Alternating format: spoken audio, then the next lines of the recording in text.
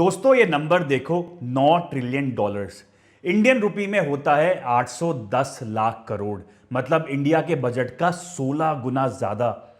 ये number Germany और Japan दोनों की जीडीपी मिला दो उससे भी बड़ा है। यहां तक कि ये अमेरिका के पूरे साल की इकोनॉमी का 40% है।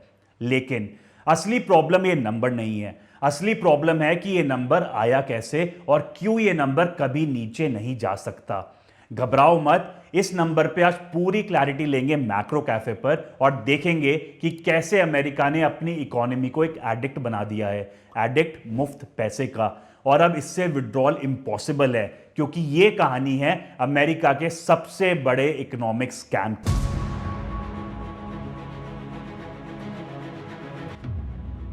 तो दोस्तों साल था 2008 का। हाउसिंग क्राइसिस ने पूरे ग्लोबल फाइनेंशियल सिस्टम को क्रश कर दिया था। लेमन ब्रदर्स जैसे बैंक्स डूब चुके थे और क्रेडिट मार्केट्स फ्रीज हो गई थी। यानी कोई बैंक पैसा उधार देने के लिए राजी नहीं था। और दुनिया 1929 के बाद सेकेंड ग्रेटेस्ट डिप्रेशन की तरफ जा रही थी। 2008 के टाइम पर फेडरल रिजर्व जो यूएसए का सेंट्रल बैंक है, उसके चेयरमैन थे बेन बर्नांक। वर्ल्ड की टॉप 3 यूनिवर्सिटी में से एक, प्रिंसटन यूनिवर्सिटी के ट्रेंड इकोनॉमिस्ट, एक पीएचडी होल्डर। उन्होंने डिसाइड किया कि मैं 1930s की गलती नहीं दोहराऊंगा। क्या थी 1930 में गलती जो सेंट्रल बैंक कर बैठा था? तो दोस्तों टाइम था 29 अक्टूबर 1929 का, कॉल्ड एज ब्लैक ट्यूसडे, जब स्टॉक मार्केट यूएसए में क्रैश हुई थी। अब स्टॉक मार्केट क्रैश का मतलब यह नहीं कि डिप्रेशन आ जाए, पूरी इकोनॉमी रुक जाए। क्योंकि 1929 से बड़ा क्रैश 1987 में आया था, जिसे ब्लैक मंडे कहा जाता है। उसमें डाउ जोन्स जो एक इंडेक्स है, जैसे कि हमारे इंडिया में सेंसेक्स है, वो 23% से गिरा था, लेकिन डिप्रेशन नहीं आया था। पर 1929 क्रैश के बाद 1930s में द ग्रेट डिप्रेशन आया। फेडरल रिजर्व ने मनी सप्लाई कॉन्ट्रैक्ट होने दी। मतलब लोग डर से अपना पैसा बैंक से निकालने लगे, जिसको बैंक रन कहते हैं। और बैंक्स के पास पैसा नहीं होने के कारण बैंक्स फेल होने शुरू हो गए। उस साल में 1300 बैंक्स फेल हुए, लोगों ने अपना पैसा खो दिया और फेडरल रिजर्व बस बैठ के देखता रहा। फेडरल रिजर्व चाहता तो बैंक्स को पैसा लेंड कर सकता था, या फिर बैंक्स के पास जो गवर्नमेंट बॉन्ड्स होते हैं वो खरीद के पैसा दे सकता था। लेकिन ऐसा नहीं किया गया, क्योंकि उस time treasury secretary Andrew Mellon ने कहा था मार्केट में क्लीनिंग जरूरी है। अगर फेड बीच में आएगा तो इससे तकलीफ ज्यादा लंबे टाइम तक चलेगी। So it was like pulling the bandaid in one go quickly.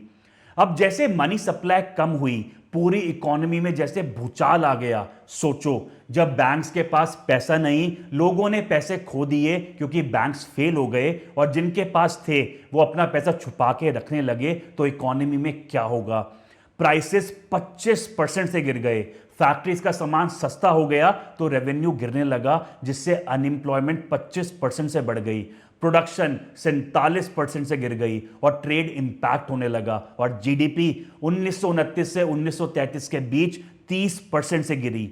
Ben ने 1980 में अपनी पीएचडी की थीसिस सबमिट करी, जिसमें यह प्रूफ किया कि डिप्रेशन इतना डीप इसलिए था क्योंकि फेड ने मनी सप्लाई को कॉन्ट्रैक्ट होने दिया। तो अब जब 2008 के टाइम में बेन बर्नांक का बस एक गोल था, 1929 की गलती वापस नहीं दोहरानी। और उन्होंने लॉन्च किया एक नया वेपन, क्वांटिटेटिव ईजिंग, जिसे शॉर्ट में बोलते हैं क्यूई। चलो अब समझते हैं क्या था ये क्यूई। 2008 से पहले फेड की बैलेंस शीट नॉर्मल और बोरिंग थी। 800 बिलियन डॉलर्स की, मतलब 800 बिलियन डॉलर के एसेट थे। लेकिन बेन ने कहा कि मनी सप्लाई कम नहीं होने देनी, तो मैं कंप्यूटर का यूज करूंगा और जीरो टाइप करके नया पैसा क्रिएट करूंगा, जिससे फेड गवर्नमेंट के बॉन्ड्स खरीदेगा। दोस्तों कंप्यूटर में जीरो टाइप करने का मतलब है, मान लो XYZ बैंक के पास है 100 बिलियन डॉलर के गवर्नमेंट बॉन्ड्स, तो डायरेक्टली XYZ बैंक के अकाउंट में 100 बिलियन डॉलर्स क्रेडिट कर दिए जाएंगे और उसके बॉन्ड्स फेड अपने पास रख लेगा बिना नया पैसा प्रिंट करे। इसको आज की भाषा में ऐसे समझो जैसे डिजिटल पेमेंट्स होती हैं। गोल काफी सिंपल था, इंटरेस्ट रेट्स को कम से कम रखना और हाउसिंग मार्केट को बचाना। अब देखो ये कैसे होगा। हमें जैसे ये चीज पता है, प्राइस ऑफ बॉन्ड और इंटरेस्ट रेट में एक उल्टा रिलेशन होता है। तो अगर बॉन्ड की डिमांड बढ़ेगी मतलब प्राइस बढ़ेगा, तो इंटरेस्ट रेट कम हो जाएगा। जिससे लोग नया सस्ता इंटरेस्ट मार्केट से ले पाएंगे और इकोनॉमी में स्पेंडिंग बनी रहेगी, जिससे 1929 जैसी problem of low prices and unemployment वो नहीं आएगी। प्रॉमिस ये करा गया कि ये काफी टेम्पररी है, क्राइसिस जैसे ही खत्म होंगे ये बॉन्ड्स वगैरह जो फेड ने खरीदे हैं इसको वापस बैंक्स को बेच दिया जाएगा और जो पैसा कंप्यूटर से क्रिएट हुआ है वो पैसा कैंसिल कर दिया जाएगा। Win win situation, right? दोस्तों वो झूठ बोल रहे थे या फिर वो गलत थे, क्योंकि जो टेम्पररी इमरजेंसी मेजर था वो एक परमानेंट एडिक्शन बन गया, एडिक्शन ऑफ चीप मनी। तो चलो फास्ट फॉरवर्ड करते हैं नाउ टू 2013। क्राइसिस खत्म हो चुका था, लेकिन फेड की बैलेंस शीट जो 800 बिलियन डॉलर्स की थी अब वो बढ़ के 3 ट्रिलियन डॉलर तक पहुंच गई थी। क्यों? क्योंकि फेड ने बैंक से अब और बॉन्ड्स खरीद लिए थे। बर्नार्ड ने सोचा चलो अब फेड ने जो सपोर्ट दिया है अब उसको हटा देते हैं। उन्होंने बस एक हिंट दिया कि अब फेड कम बॉन्ड्स खरीदेगा। इसका रिजल्ट टोटल केओस। बॉन्ड्स पे जो इंटरेस्ट रेट थे वो एकदम से बढ़ गए इस एक्सपेक्टेशन पे कि जो इसकी डिमांड है वो कम होने वाली है। डिमांड कम मतलब प्राइस कम और इंटरेस्ट रेट ज्यादा। स्टॉक मार्केट हिलने लगी और जैसे ही इंटरेस्ट रेट बढ़ने लगे तो बाकी सारे देश से जो पैसा है वो वापस से यूएस में आने लगा, ज्यादा इंटरेस्ट रेट के पीछे भागने लगा, तो बाकी सारे देश की जो मार्केट है वो भी हिलने लगी। सिचुएशन ये थी कि यूएस की मार्केट लिटरली चिल्ला रही थी कि हम सस्ते पैसे के बिना सर्वाइव नहीं कर सकते। फेड डर गया और बॉन्ड्स खरीदने का डिसीजन डिले कर दिया। एक बात क्लियर हो गई कि मार्केट अब फंडामेंटल्स पे नहीं, रादर फेड के सस्ते पैसे पे चल रही है। फास्ट फॉरवर्ड करते हैं अब 2018 के टाइम पर। फेड के नए चेयरमैन आते हैं जेरोम पोवेल, इकोनॉमिस्ट नहीं बल्कि पेशे से एक लॉयर। देखते हैं फेड की बैलेंस शीट 4.5 ट्रिलियन डॉलर की। सोचते हैं let me be the adult in the room. Start करते हैं quantitative tightening, opposite of quantitative easing, मतलब मनी सप्लाई कम करने की कोशिश। क्या एक्शंस लिए गए? इंटरेस्ट रेट बढ़ा दिए गए ताकि सस्ता पैसा ना मिले और बॉन्ड्स खरीदने कम कर दिए गए ताकि लिक्विडिटी भी कम हो जाए। मार्केट का रिएक्शन, मार्केट इसको वॉर डिक्लेरेशन की तरह लेती है। देखते ही देखते आती है Christmas eve of 2018, the worst December crash since the great depression of 1929। Dow Jones 650 point से गिरता है। इंटरेस्ट रेट ज्यादा होने की वजह से पैसा मार्केट में बहुत कम रह जाता है। मनी सप्लाई कम होने की वजह से क्रेडिट मार्केट फ्रीज हो जाती है, मतलब कोई बैंक उधार देने के लिए राजी नहीं होता। हाई रिस्क कंपनीज के जो बॉन्ड्स हैं वो बाजार में कोई नहीं खरीदना चाहता। तो पॉवेल के पास चॉइस होती है, या तो स्टॉक मार्केट को बचाओ या फिर डॉलर को बचाओ, एंड ही सरेंडर्स। 2019 में पॉवेल पिवट अनाउंस करते हैं, यानी क्वांटिटेटिव टाइटनिंग बंद कर देते हैं और इंटरेस्ट रेट्स कट करते हैं। बेसिकली ये एडमिट कर लेते हैं कि economy normal balance sheet handle नहीं कर सकती। दोस्तों फिर आती है असली tsunami, tsunami of 2020। Covid pandemic ने जब ग्लोबल इकोनॉमी बंद कर दी थी तो फेड ने क्या किया? पागलपन की हद पार। एक ही रात में 3 ट्रिलियन डॉलर्स प्रिंट कर दिए। 6 हफ्ते में इतने ट्रेजरीज यानी बॉन्ड्स खरीदे जो 10 साल में कंबाइन नहीं खरीदे थे। यहां तक first time in history corporate bonds भी खरीदने शुरू कर दिए। Apple, Verizon, even high risk junk rated companies के बॉन्ड्स, और बैलेंस शीट 4 ट्रिलियन से 9 ट्रिलियन डॉलर्स तक एक्सप्लोड हो गई। यही है दोस्तों वो नंबर, 9 ट्रिलियन डॉलर्स का। अब देखो इस मैसिव प्रिंटिंग का रिजल्ट क्या हुआ। जब इतना पैसा गुड्स के पीछे भागेगा तो क्या होगा? प्राइसेस आसमान छुएंगे, जिसे कहते हैं प्राइस बबल। हाउसिंग प्राइसेस देखो 2 साल में 40% से ऊपर चले गए। स्टॉक्स डबल हो गए। क्रिप्टो तो चांद पे पहुंच गया। यूज्ड कार्स के प्राइसेस बढ़ गए। वॉचेस, वाइन, आर्ट, सब कुछ महंगा हो गया। कैसे हुआ ये सब? दोस्तों इसे कहते हैं पोर्टफोलियो बैलेंस चैनल की वजह से। समझो कैसे। फेड बैंक से सेफ ट्रेजरीज खरीदता है। बैंक्स के पास अब कैश है जो बहुत ही कम इंटरेस्ट दे रहा है। क्यों? क्योंकि सस्ता पैसा ही तो देना था फेड को शुरू से। तो बैंक्स क्या करते हैं? इस पैसे से कॉर्पोरेट बॉन्ड्स खरीदते हैं ताकि इंटरेस्ट कमा सकें। कॉर्पोरेट बॉन्ड्स के जो सेलर्स हैं वो स्टॉक्स खरीदते हैं, और जो अपने स्टॉक्स बेचता है वो रियल एस्टेट खरीदता है, जिससे सब चीज के प्राइसेस बढ़ते हैं। आपको ये लगने लगता है कि आप अमीर हो गए हो क्योंकि आपका जो घर है वो महंगा हो गया है, लेकिन एक्चुअली आप अमीर नहीं हुए, आपकी करेंसी ज्यादा हो गई है मार्केट में।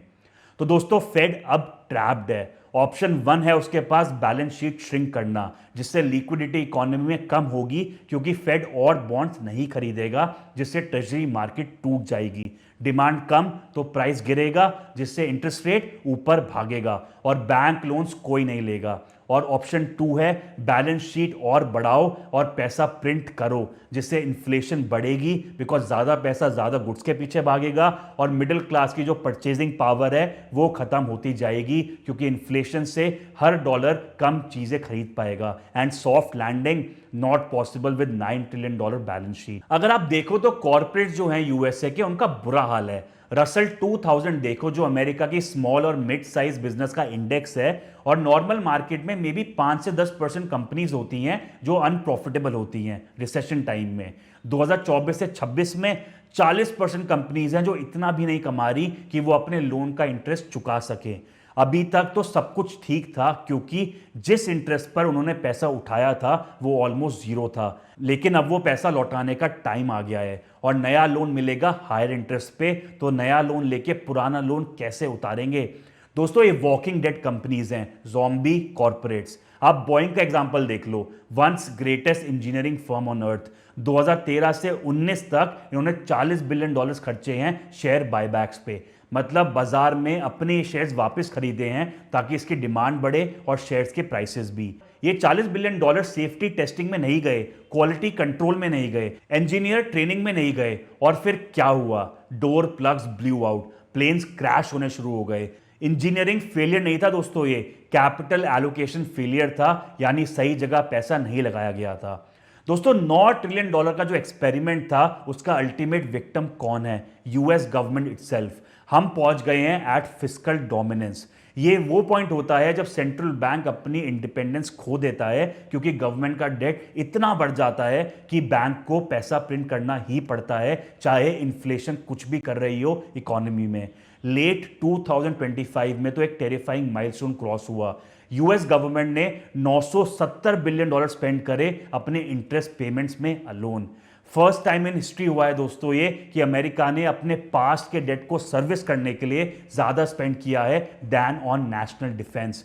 Think about it, global super power अब बॉन्ड होल्डर्स को ज्यादा पैसा दे रहा है than its soldiers, nuclear arsenal, ships और इवन न्यू मिलिट्री टेक।